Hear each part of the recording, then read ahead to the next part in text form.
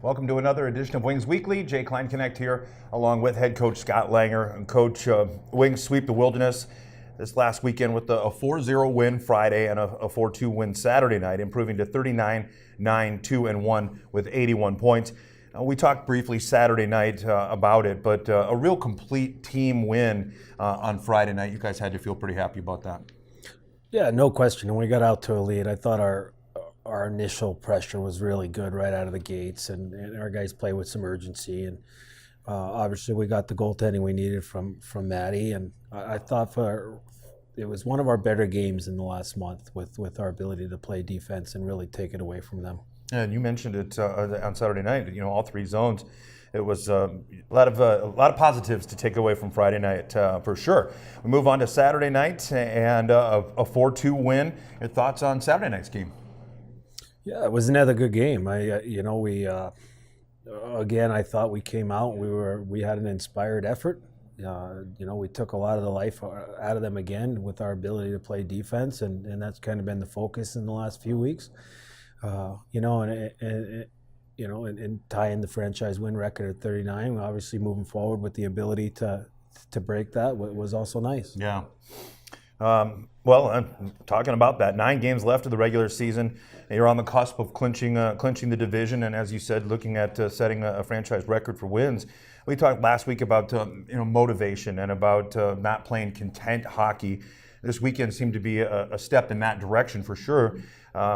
What are things that can be done to stay on that path and not let these guys kind of veer back into that content kind of hockey that we saw a few weeks ago? Well, I think it's more or less just being a pro. I mean, showing up every day, coming to work, ready to perform, and it's not easy. Yeah. It's just definitely not easy, especially at this level. There's a lot of things going on in this age level's life outside of the game, and sometimes they can be content. So I mean, it's the teams that just stay focused and act like pros and continue to win hockey games. Those are the guys that are going to be successful come playoff time when things really, take it up a notch. Yeah. So, but, I felt good about the way that our guys came out this weekend. I thought we really needed a couple solid games and to really fine-tune some of the things that we've been working on. So, heading into a team that's won 4 in a row, we're going to have to be just as good. Yeah, without a doubt. And we'll get to that in just a moment.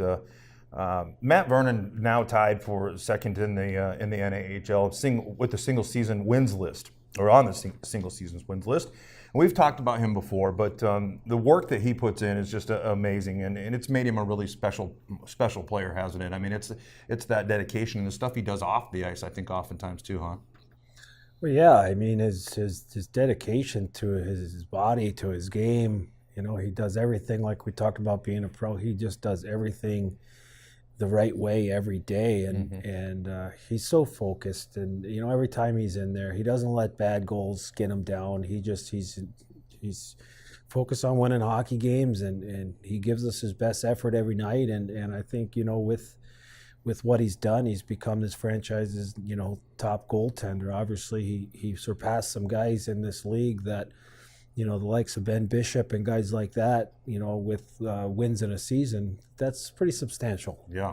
I know he's had a heavy workload, but he's been able to handle it, and he's done a great job doing it. Yeah. Well, and as you mentioned, I mean, the guys like Ben Bishop, when you start surpassing people with the careers that they have had and continue to have, that definitely does say something. Well, a new face has been seen around the locker room and around the OD. What can you tell us about Nico DeVita?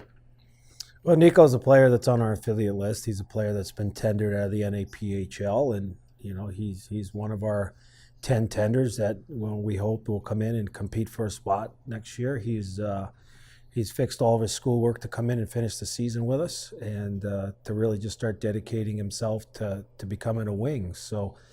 It's great to have Nico around. He's a phenomenal person. He's a winner, and him being here early to learn the culture is important. Yeah, without a doubt. And from a skill level, what does he add to this team? He's a defenseman, correct? He's a defenseman. I mean, that's yet to be told. I mean, he's part of next year's class. So, it just depends on the job that our scouts do. But I could see Nico being an every nighter here. with his physical presence, ability to shoot the puck. He skates well for his size, and I think he has a pretty decent IQ. So, if he wasn't going to be in the mix for next year, he wouldn't be here at this time. So I would expect him to be an every night player. Excellent. Okay. Well, as we kind of alluded to earlier, Minot right now is second in the Central Division with 65 points and 52 games played. Austin in third with 62 points, but 50 games played, so they've got a possible 20 points out there. Bismarck in fourth with 61 points and 51 games played. You've got Minot coming up this week, well, this week and next week actually, on the road this week. As you mentioned, Coach, they've won their last 4 straight and playing some pretty good hockey right now. What do you expect from the Toros?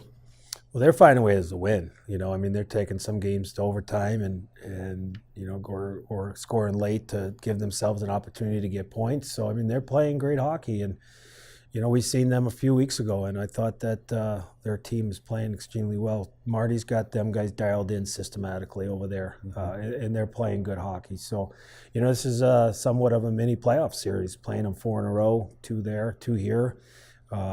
I think there's going to be a lot of passion put into this series, and I'm interested to see kind of where we are against them, going on the road and playing one of the hottest teams in the league. Yeah, well, in the last 2, you mentioned it, almost a mini playoff round, I guess. The last 2 years in a row, it's been Wings Minot in that first round. So as it gets this late in the season or down the stretch here, so to speak, definitely looking for some good hockey games. So hopefully, folks will come on out to the Odie next weekend when the Minot Minotauros come here. All right, well, Coach, I won't keep you any longer. I've got a player that's going to be joining me for the second portion, but I appreciate you taking some time to talk with us a little bit, and best of luck on the road against Minot. Thanks, Jay. All right, folks, we'll be back with more Wings Weekly right after this. Let's make a taco. No, seriously. Start with a tortilla, soft tortilla, warm it, kiss it, don't kiss it. Chicken? How about tequila lime chicken? Now we're cooking. Slice this, peel that, snip those. Salsa? Verde. Cheese? Cotija. Oh, forgot to mention. Guac. That's better. See, anyone can make a taco, but we're not anyone. We're Qdoba, and these are knockout tacos. Qdoba Mexican Eats. Choose flavor. Welcome back to Wings Weekly, and as promised, a player joining me, and Michael Perrone of Mount Sinai, New York. Michael Perrone, you told me that it can go either way. I got to hear why or how. Yeah, it depends who you ask. My grandma likes to say Perrone just because of the Italian descent, but ever since we've been over here, pretty much everybody says Perrone, so it really depends who you ask. I don't mind either one. So. That's good to know. I like that answer. All right. Well, you obviously haven't been on the show before. You jumping onto the Wings here a little later than the rest of the guys. But so I wanted to get your impressions, first of all, of Aberdeen as a whole. And just so you know, we don't always have this much snow. But your impressions of Aberdeen as a whole, as the Odie, the crowd, the team, everything. What's it been like as you made your way over to Aberdeen?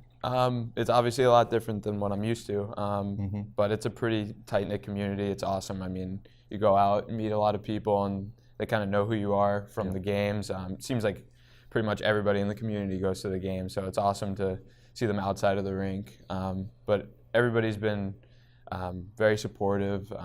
It's been great. It's been awesome. Yeah. What is Mount Sinai like? Is that a big population or a lot of big populated area? I guess what I'm trying to say. I would think it is, or is it kind of upper state New York? No, it's a pretty big populated spot with a lot of really close towns right there, a few beaches, so it's pretty busy all the time, a lot of traffic, stuff like that. So. A little different than sleepy Aberdeen, huh? Exactly. All right, well, how did you get started playing hockey? When did you first put on skates, and where did that influence come from? Was it a parent maybe, or somebody that said, hey, you should give this a try? Or? So mine's actually probably a lot different from most people. I'm the only person in my family to actually play hockey. I really didn't have anybody that I looked up to play.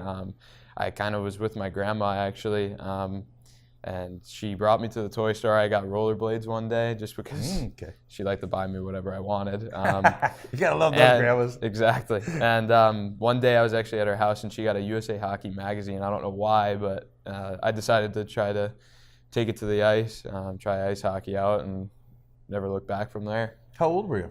I was 3.5. 3.5. Wow. Well, excellent. You've played prior to coming to Aberdeen. You were with the Junior Islanders in the NCDC. What's the comparison? Like, I mean, are the crowds similar? Is the level of play pretty similar, or is the speed of this game a little more amped up? The speed is definitely amped up. I would say, especially for our team. I think our team really prides itself in being a really fast team. But the atmosphere is completely different here.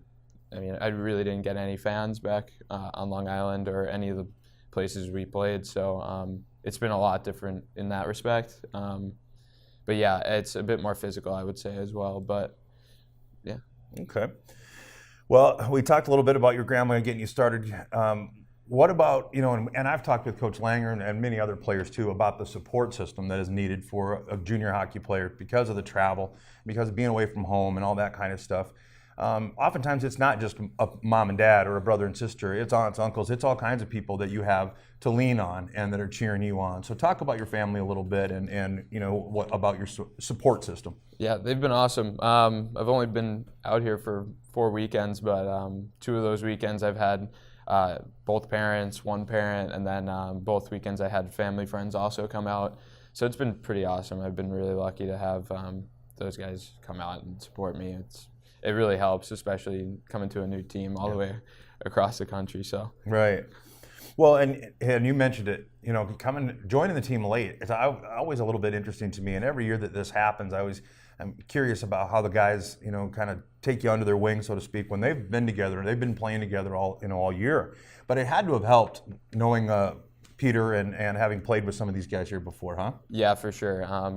Thomas Rocco, Mike Krapinski, and Peter Morgan, I knew them all before I came here, and they kind of made it a seamless integration to the team. So also my roommate, Matt Vernon's helped a lot. I don't have a car, so he gets to chauffeur me around all the time. So shout out to Matt.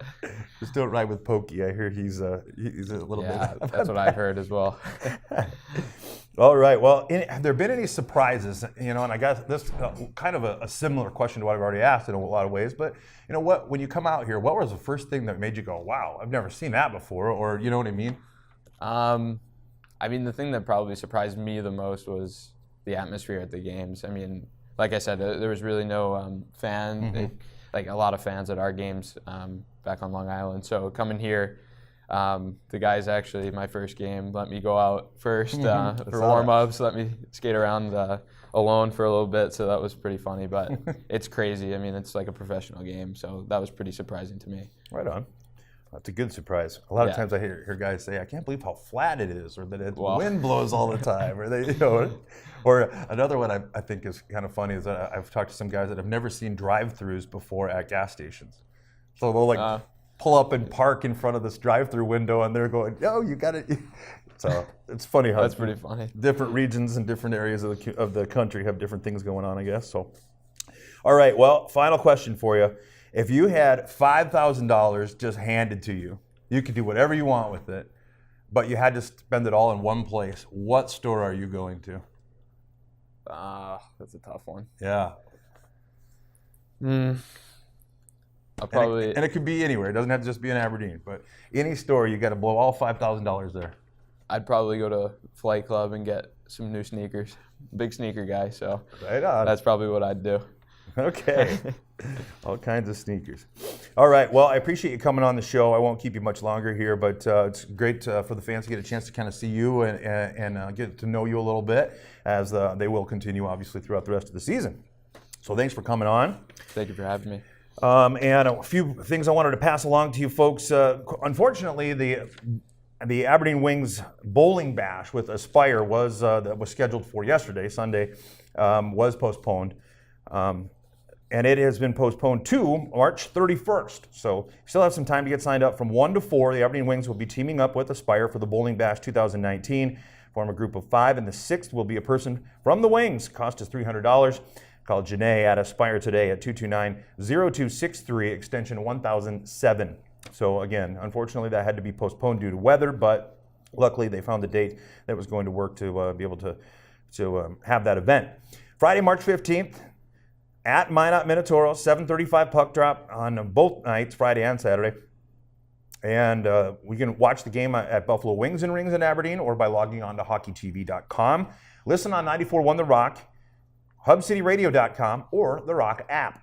And the next home game is coming up Friday and Saturday, March 22nd and 23rd versus Minot. It's Parents Weekend that weekend, so a lot of fun. And Billet Appreciation Night is on Saturday. So great weekend here at the Odie coming up on the 22nd and 23rd. But again, Friday the 15th and 16th up in Minot. And you can, again, catch those games on 94.1 The Rock, hubcityradio.com, the Rock app, or on hockeytv.com. Sunday, March 24th, the Wings will be hosting their third annual awards banquet. Doors will be open at 5:30 with dinner at 6. Tickets are $20 for adults, $15 for kids, 4 to 12, or a table of 8 for $200 with Wings glasses. Visit AberdeenWings.com for more information. And for all the latest news and information, visit AberdeenWings.com or follow us on Facebook, Twitter, and on Instagram. So once again, I want to thank Michael Perrone for joining me here on Wings Weekly, and I want to thank all of you for watching and listening. That will pretty much wrap up this week's Wings Weekly.